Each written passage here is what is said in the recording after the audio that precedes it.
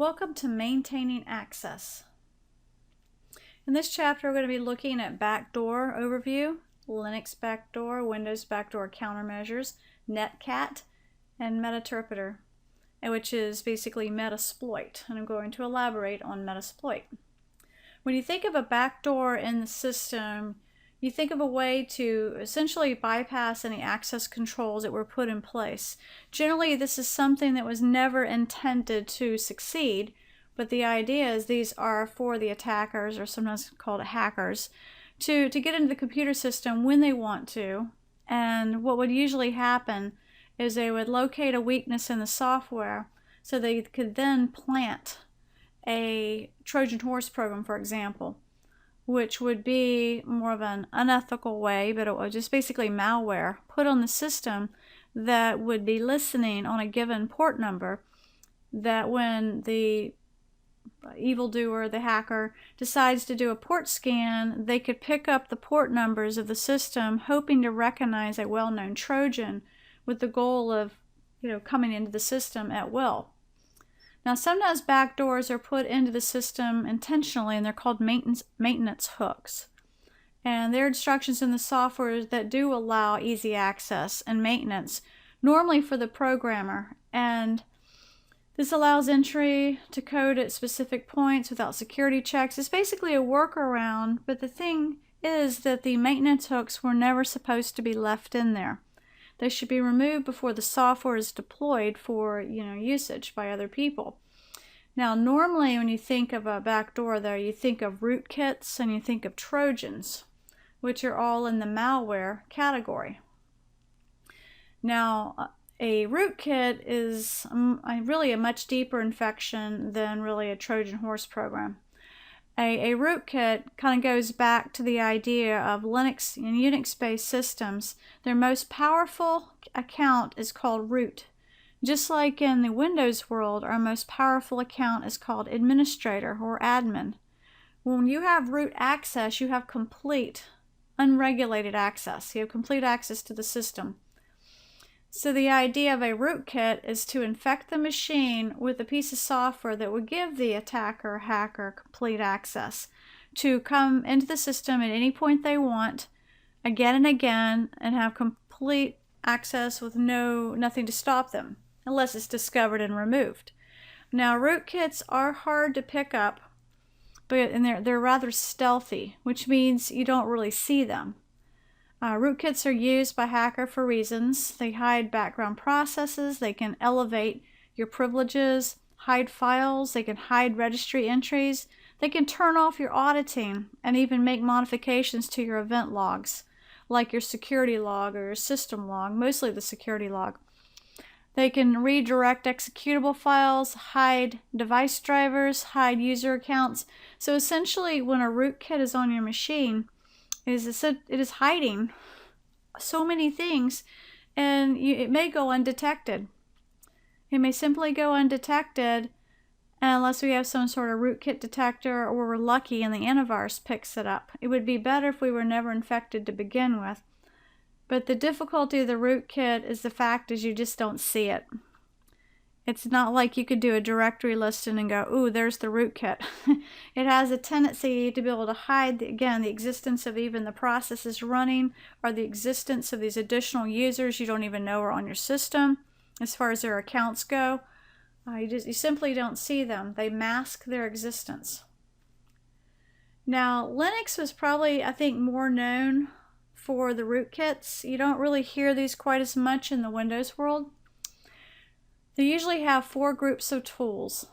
We have Trojan programs, which are altered versions of some of your main, like login, netstat, looking at your services, backdoors in the systems, sniffers, and so on.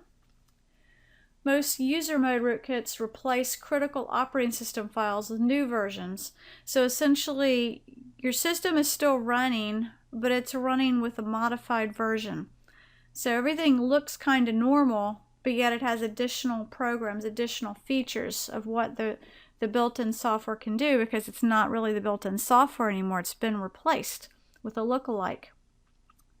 There are rootkit detectors. There are programs to even create rootkits, just like there's programs out there to create viruses, to create Trojan horse programs. They've been around for quite a while. When we think of rootkits, we do think, mostly I think of the kernel mode rootkits, and these are quite deep into the kernel, the core of the system.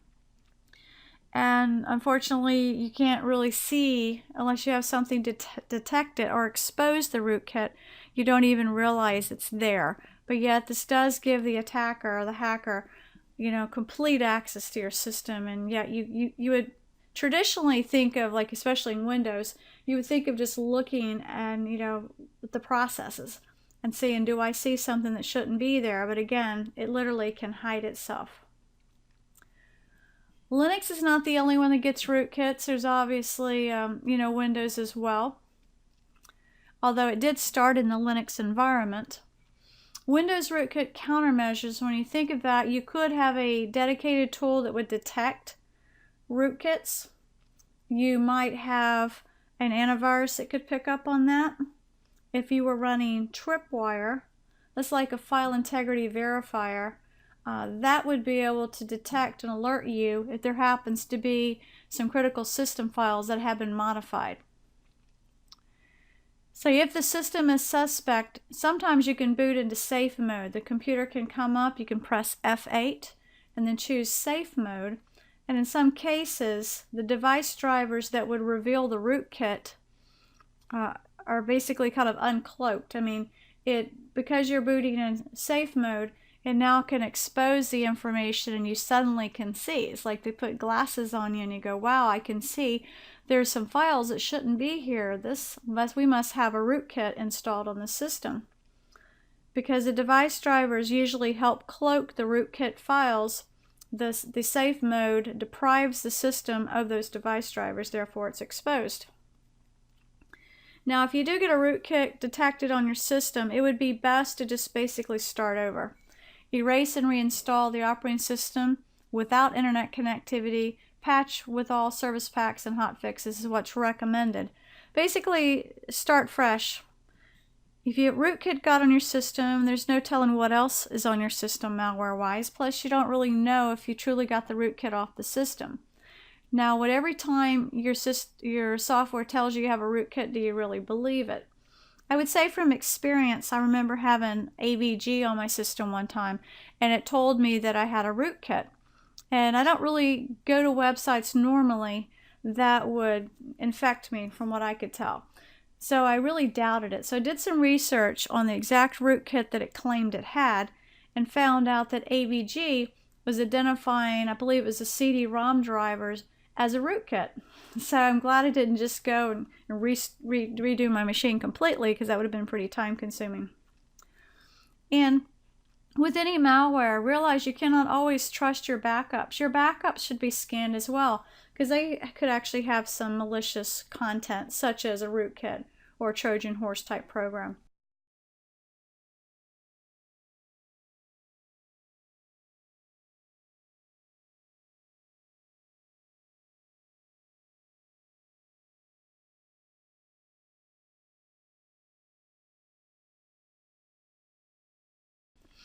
Now here's an interesting tool. It's called Netcat.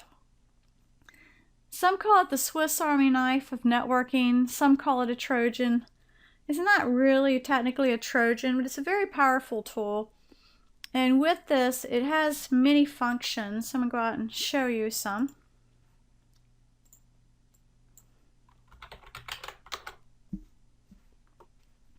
You can see it's pretty popular. There's like little PDFs on how to use Netcat. SANS Institute again, pocket reference. And just kind of looking through it, what it can do. You're going to see in this chapter where it talks about creating listeners, where you can actually get basically a command or a shell prompt on another system on a port number of your choosing. And it just does so much. What can it do for you? Here's a pretty good list. Outbound and inbound connections, tunneling mode, port scanning, advanced usage options. I mean, telnet code parser. I mean, just goes through and shows you a lot. So a lot of different compatibilities, a lot of different systems with this, but Netcat, let's show you this.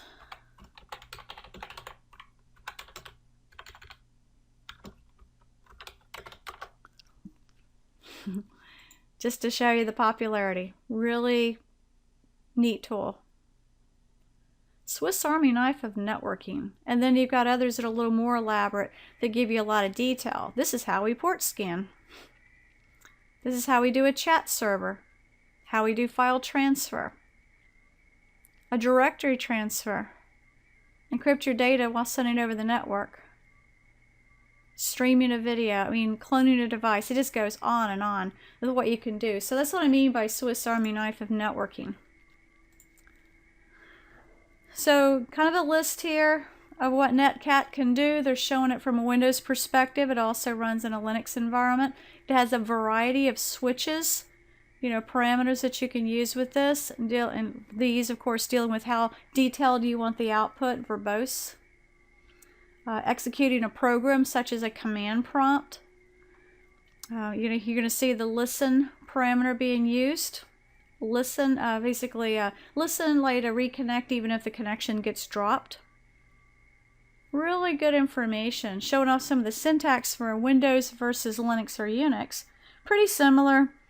You got the Netcat, the NC-L for listen, then -P, the capitalization does matter, -L, and then just regular -P for port number, followed by a port number of your choice. It does not have to be 1, 2, 3, 4.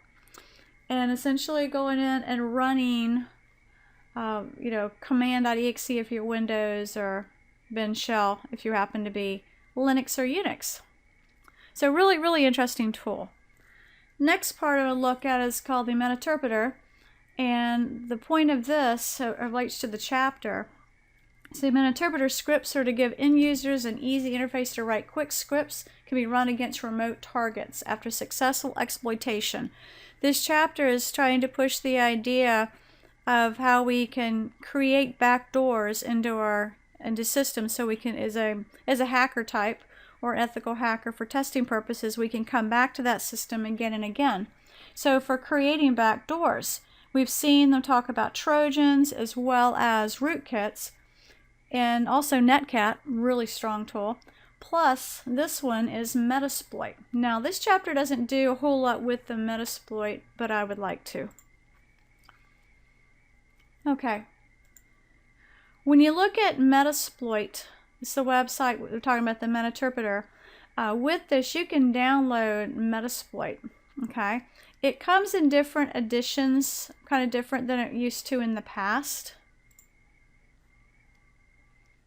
Okay, penetration testing download shows some of the varieties that we have now. And if you're looking at an older Metasploit book, it will not necessarily have all of this. This is their website, rapid7.com. And you can see there is a full-blown pro version of this. And obviously this is going a little beyond just the, creating backdoors, but it shows you all that you can do. And of course, they're pushing the idea of writing scripts. But with this, the Metasploit Pro version 7-day trial can automate a lot of what you're trying to do. And the whole idea of this is offensive security or penetration testing. And with this, also in the past, Metasploit framework is what people knew of. And it tended to be more command line, no GUI for the most part. And so people that have been around for a while will probably use Metasploit framework. If you want all the features of a full-blown penetration testing product, you add Metasploit Pro. And then there's even a Metasploit community that they have now for just everybody else, and it is free. Okay. This particular video on the Rapid7 site would be really nice to look at. It does go through and explain that the Metasploit product, and of course our chapter talked about the Meterpreter, the fact that we can write scripts, yes, in these products, and framework was probably known mostly for that. And it is offensive security, so we can find out what people can do to us, so we can do our own penetration testing. We've already covered some chapters talking about vulnerability assessments and a little bit about penetration testing as well. And again, framework is a command line. It's free. The community version is a graphical interface. It's free. And the pro version, if you want it all, basically fully featured. It is recommended that you do your testing, of course, if you didn't know, on a virtual machine. You could use a product like VMware Workstation, for example. And there is a recommended, let me see if I can find everything. There is a recommended download called Metasploitable. It's an intentionally vulnerable Linux virtual machine that you could do some of your testing on. So that'd be a safe environment, because when you do some of these things, you want to have environments that sort of simulate some vulnerabilities, but yet you don't normally with these products want to be able to turn off your security to use them. You don't want to turn off your antivirus on your main system or your firewall, yet you may need to do some of that in the virtual world, and you can get away with it more so. So a lot of information on the Metasploit product and even installation guide. Nice little PDF to check out. Well, that's probably a really good read. And of course, here again, the whole point is to show that the Meterpreter from the Metasploit product can be used for creating backdoors, and that's how it relates. But at least now you know a little bit more about a wonderful product called Metasploit and your 3 options as well. And that's where Meterpreter comes from Metasploit. As far as what we've covered, we've looked at backdoors. There's backdoors whether you use Linux or Windows. Realize again, there's Trojan backdoors. That's why you have to be careful with malware not to get a Trojan on our system. Something that could be running that was basically came along with another piece of software we installed. We also saw how powerful rootkits can be and how they can be stealthy and cloak their presence. Netcat is essentially the Swiss Army knife of networking, creates backdoors as well. The Meterpreter from the Metasploit that we looked at Rapid 7 also has the ability to use scripts and create backdoors as well.